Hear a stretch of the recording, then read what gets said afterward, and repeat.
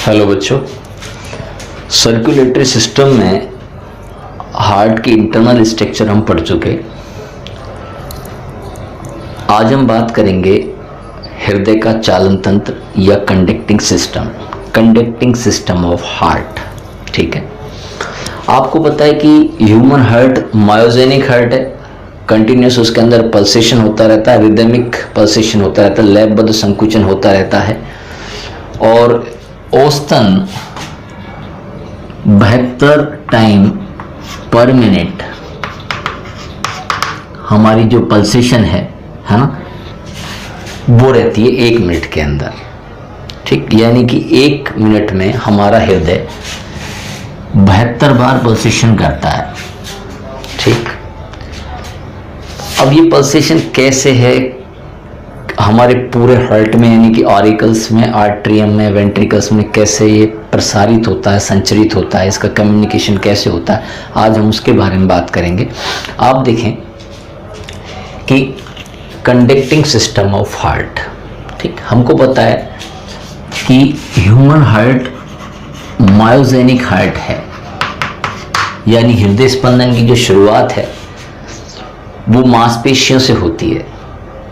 अब इस पूरे कंडक्टिंग सिस्टम का या चालन तंत्र का जो निर्माण होता है, या ये कहें अपन कि हमारे हार्ट में कार्डियक मसल्स का बना, ठीक है ना, कार्डियन हृदय पेशियों का बना एक विशिष्ट तंत्र पाया जाता है जिसको कंडक्टिंग सिस्टम कहा जाता है, चालन तंत्र कहा जाता है।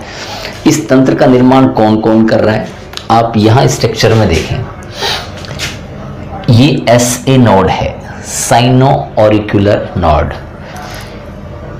एट्रियल वेंट्रिकुलर नोड यानी AV नोड, ठीक, बंडल ऑफ हिज के बंडल और पुरकिंजे फाइबर यानी पुरकिंजे तंतु, ये संरचनाएं मिलकर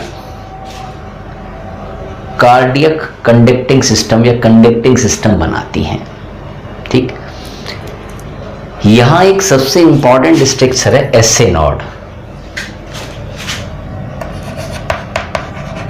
साइनो ऑरिक्यूलर नोड। नोड का मतलब है गुच्छा बटन। जो राइट ऑरिकल है, यानी कि जो दाहिना आलिंद है, ध्यान रखें कि जब आप राइट साइड की बात करेंगे तो मैंने आपको बता रखा है, हम सामने वाले का राइट साइड देखेंगे, रजिस्टर पे देखेंगे तो वो हमारा लेफ्ट हैंड हो जाएगा, है ना। यहाँ आप देखें, ये राइट है, मैं ऐसे खड़ा हूं तो ये राइट साइड है, तो ये दाहिना आलिंद मैंने लिख दिया राइट एट्रिया दाहिना आलिंद।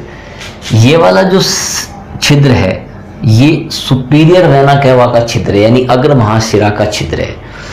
ये पश्च महाशिरा का छिद्र है, यानी ये ओपनिंग है पोस्टीरियर यानी कि इंफीरियर वेना कैवा की। ठीक है, अब ये सुपीरियर वेना कैवा के छिद्र के पास में मांसपेशियों का बना एक गुच्छा है, कार्डियक मसल्स का बना एक गुच्छा है। इस गुच्छे को या इस बटन को SA नोड या इस गांठ को SA नोड कहा जाता है। ये कंडक्टिंग सिस्टम का बहुत इंपॉर्टेंट भाग है। जो इसके अंदर एक गुण पाया जाता है स्व उत्तेजनशीलता का, ये सेल्फ एक्साइटेबिलिटी सिस्टम है, यानी कि उद्दीपन को ये खुद स्टार्ट करता है, यानी कि फर्स्ट जो पल्सेशन या जो इंपल्स या आवेग जो उत्पन्न करेगा वो SA नोड करेगा। इसलिए SA नोड को एक नाम और दिया जाता है, पेस मेकर। ठीक, पेस मेकर इसका निकनेम है, सामान्य भाषा में इसे पेस मेकर कहा जाता है।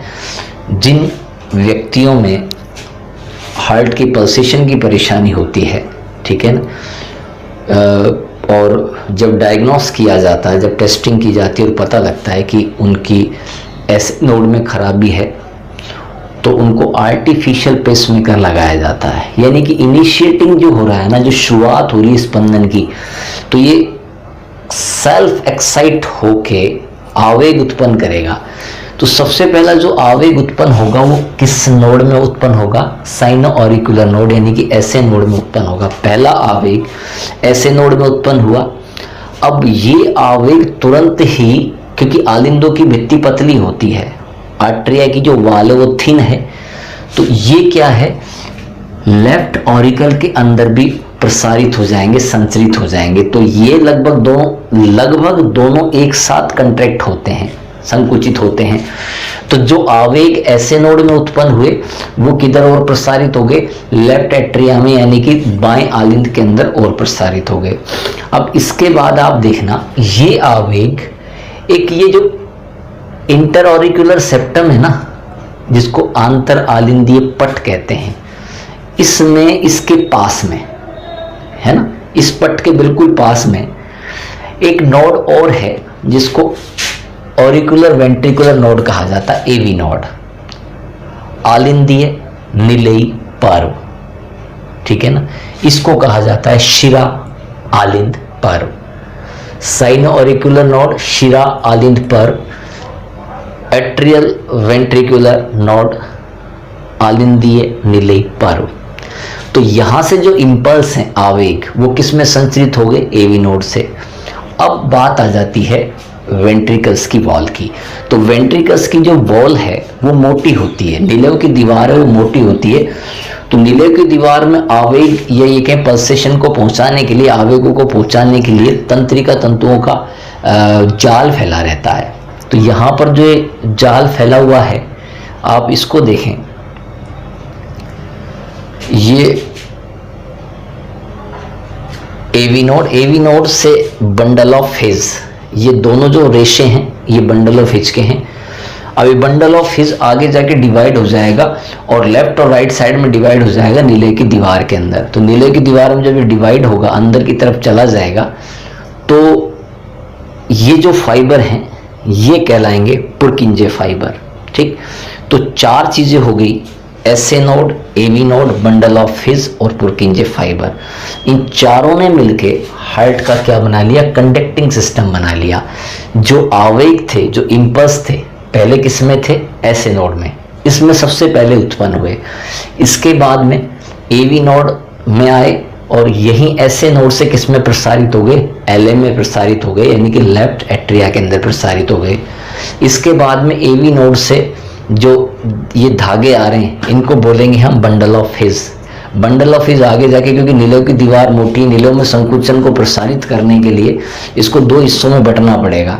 इस यहाँ केवल यदि ये बीच बीच में होते तो ये नीले की दीवार कंट्रैक्ट नहीं हो पाती। अब इसको यहाँ से संकुचित करने के लिए इसको यहाँ बंटना पड़ेगा दो भागों में, लेफ्ट और राइट में। ये लेफ्ट और राइट में जो शाखाएं बटी हैं इनको कहा जाएगा पुरकिंजे फाइबर, ठीक। इस प्रकार हार्ट में एक विशिष्ट अब एक्चुअल में क्या होता है, ये चारों चीजें बता दी। ऐसे से एवी में आएगा आवेग और फिर उसके बाद बंडल ऑफ हिज और उसके बाद पुरकिंजे फाइबर, ठीक है ना। जो सक्रिय विभव उत्पन्न होगा इसके अंदर, ये दोनों आलिंदों के अंदर प्रसारित हो जाएगा और फिर धीरे धीरे करके AV node, bundle of His और पुरकिंजे फाइबर के अंदर ये प्रसारित हो जाएगा। ये ध्यान रख लेना, ऐसे नोड को पेस मेकर भी कहा जाता है। तो हमारा हार्ट लाइफ टाइम क्या है, रिदमिक पल्सेशन करता रहता है। हमने first sound of heart love and dub बताया, वो ट्राइकस्पिड बाइकस्पिड वॉल्व जब बंद होते हैं तो आती है, और जब SLV बंद होते हैं तो साउंड आती है डब। ये चीजें क्लियर हो गई थी। अब क्या है, एक छोटा सा टॉपिक यहाँ और है कि हमारे बॉडी के अंदर दो प्रकार के सर्कुलेटरी सिस्टम प्रेजेंट है। एक तो लिम्फेटिक सिस्टम है और एक ब्लड सर्कुलेटरी सिस्टम प्रेजेंट है, यानी कि रुधिर परिसंचरण तंत्र, और एक होता है लसीका तंत्र। तो जो ब्लड सर्कुलेटरी सिस्टम है ना, तो ब्लड सर्कुलेटरी सिस्टम में हार्ट हो गया, ब्लड वेसल्स हो गई और ब्लड हो गया। अब लिम्फेटिक सिस्टम है ना, तो लिम्फेटिक सिस्टम का एक इंपॉर्टेंट भाग है लिम्फ। तो हम सबसे पहले बात करें लिम्फ क्या है और ये ब्लड से किस प्रकार डिफर है ना। तो आप देखें ब्लड, ठीक है ना, ब्लड में आरबीसी प्रेजेंट होती है, लसीका में आरबीसी प्रेजेंट नहीं होती है ना। यानी कि तो छन के आया है, तो रुधिर में आरबीसी प्रेजेंट है, लसीका में आरबीसी नहीं है। इसका कलर रेड है क्योंकि आरबीसी प्रेजेंट है, लसीका कलरलेस है, रंगहीन है। ब्लड का जो फ्लो है वो स्पीड रैपिडली होता है, तेज होता है, तीव्र होता है, जबकि लिम्फ है वो लसीका वाहिनियों में धीमे बहता है ना। जो लिम्फ जो बहेगा वो लिम्फेटिक वेसल्स के अंदर बहेगा। जैसे हमारी ब्लड वेसल्स होती हैं ऐसे ही लिम्फेटिक वेसल्स होती हैं, लसिका वाहिनियां। देखो बच्चों, ब्लड जल्दी स्कंदित हो जाता है क्योंकि इसके अंदर फाइब्रिनोजन का लेवल है वो अधिक होता है। और जब फाइब्रिनोजन का, आपको पता है फाइब्रिनोजन ब्लड क्लॉटिंग के अंदर हेल्प करती है, तो फाइब्रिनोजन का लेवल हाई होगा तो ब्लड जल्दी क्लॉट हो जाएगा। लिम्फ के अंदर यानी लसिका के अंदर फाइब्रिनोजन का लेवल लो है, कम है, इसलिए इसको क्लॉट होने में, स्कंदित होने में यानी इसका थक्का जमने में समय लगेगा। ठीक, नेक्स्ट इसके बाद है कि ब्लड में कौन कौन से कंटेंट हैं, plasma, RBC, WBC and platelets. जबकि जो लिम्फ है, लिम्फ में only plasma and WBC present होते हैं। ठीक, ऑक्सीजन ब्लड के लिए है, ऑक्सीजन, CO2, हार्मोन्स, उत्सर्जी आदि पदार्थों का ये संवहन करता है। और जो लिम्फेटिक है यानी कि जो लिम्फ है, लिम्फ बेसिकली हमारे इम्यून सिस्टम से या प्रतिरक्षा तंत्र से संबंधित है, हमारी प्रतिरक्षा से संबंधित है, हमारी बॉडी की इम्यूनिटी से रिलेटेड है। ब्लड में वसा कम है और लिम्फ में वसा अधिक है। इसका कारण मैं आपको बता दूं, आपने डाइजेशन में पढ़ा था विलाई एंड माइक्रोलाई। तो विलाई के बीच में, कैपिलरीज के बीच में एक लसिका वाहिनी थी जिसका नाम था लैक्टियल। तो हमने जब एब्जॉर्प्शन की बात की थी, अवशोषण, तो वसा के जो अवशोषण की बात करी थी, तो वसा ब्लड के अंदर एब्जॉर्ब ना होकर के किसके अंदर एब्जॉर्ब हो रही थी, लैक्टियल वाहिनी के अंदर यानी लसिका में एब्जॉर्ब हो रही थी। इसलिए लिम्फ का जो लेवल है वो हाई, वसा का जो लेवल है वो लिम्फ के अंदर हाई होगा। ठीक, तो आज हमने पढ़ा कि एक तो हार्ट का कंडक्टिंग सिस्टम किन किन संरचनाओं से मिलकर बना है, वो चीज़ें आपने SA node, AV node, SA node का नाम याद रख लेना, पेसमेकर, मैं कई बार बता चुका हूँ। ठीक है ना। इसका डायग्राम अपने आप में इंपॉर्टेंट है, डायग्राम बनाने से ही सारी चीज़ें क्लियर हो जाएंगी कि यहाँ से इम्पल्स दोनों आलिंदों में चलेंगे, फिर एवी नोड में, एवी से बंडल ऑफ एज में, और उसके बाद नीले की दीवार मोटी है इसलिए इसके अंदर ये पुरकिंजे फाइबर इसको लेके जाएंगे, इस इम्पल्स को, इस आवेग को। तो आज बेटा ये टॉपिक यहाँ कंप्लीट होता है। ठीक है ना। नेक्स्ट टॉपिक में अगले चैप्टर के बारे में बात करेंगे। Thank you very much.